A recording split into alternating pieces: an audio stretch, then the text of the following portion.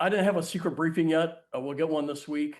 So what I'm repeating is a lot of it's what I've also read through media, but also my experience being in the theater. I've spent nearly 3 decades with a lot of deployments in the Middle East. But what I'm reading is that there was 14 ballistic missiles fired out of Iran towards U.S. facilities. 13 were intercepted.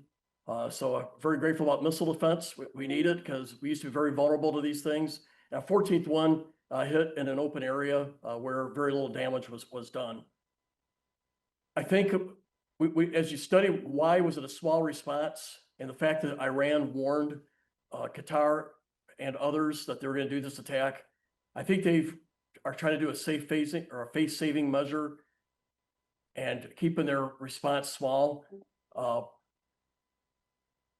I think that's probably what we're seeing here is doing just enough to save face.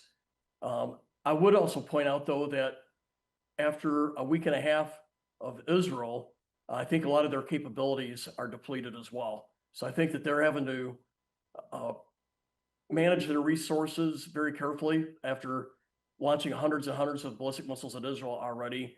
And also the fact that Israel's taken a toll on them, targeting them for this last week and a half, has also attrited some of their capabilities. So I think you're seeing a combination of not wanting to cross the line with President Trump with this response, so keeping it very small with the warnings, but also I think it's a reflection that their capabilities have been weaned down quite a bit. My experience has been, and I've been a student of war since I was 18. I've studied in college and did my 3 decades in the Air Force. I think we tend to over-exaggerate an adversary's capabilities, but we tend to underestimate their intentions. And I think that this is valid here. I think that the Iranians, their capabilities have been attrited, but I would not underestimate their intentions. They have killed over 900 Americans since 1979. Some people that I knew personally, 244 in Beirut, at the Beirut barracks bombings. There was 19 at the Khobar Towers, where I posted this on my Twitter today, or X. Tim Hahn, who I used to fly with, was in the Khobar Towers and killed when that bomb went off. We also lost 609 Americans in Iraq. They've also attempted to do assassinations before in the United States, and they have succeeded at times in Europe. So my point being is we shouldn't underestimate their intentions. A blatant missile attack hitting our bases in Al Udeid would have left them very vulnerable to a U.S. counterattack. I would anticipate them trying to use more subterfuge, terrorism, proxy forces, where they can try to deny direct involvement.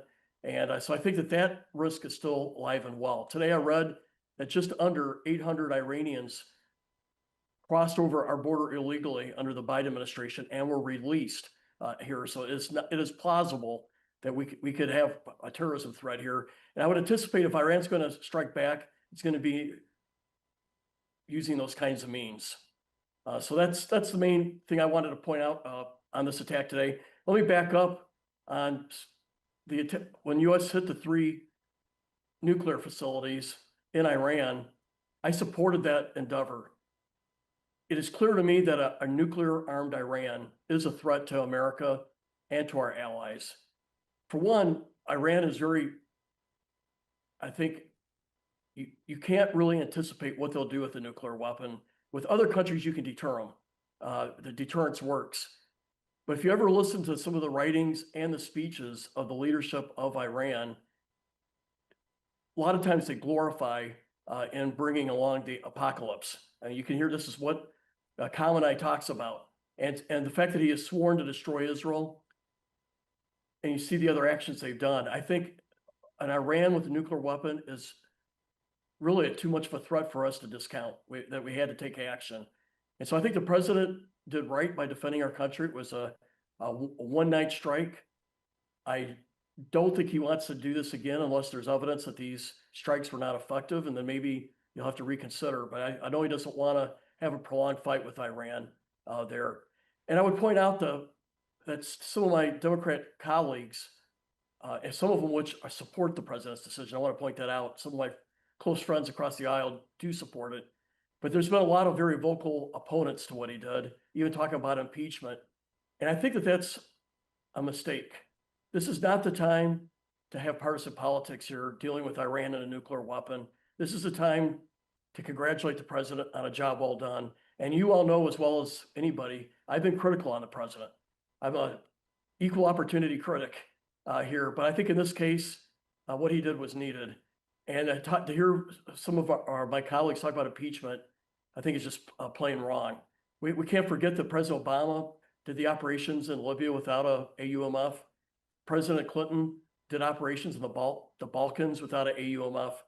And this appears to be a one-strike night and well within its Article 2 Commander-in-Chief responsibilities.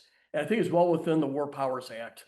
We're doing sustained operations, by law, he has to come and get support from Congress. So with that, I will turn it over for questions.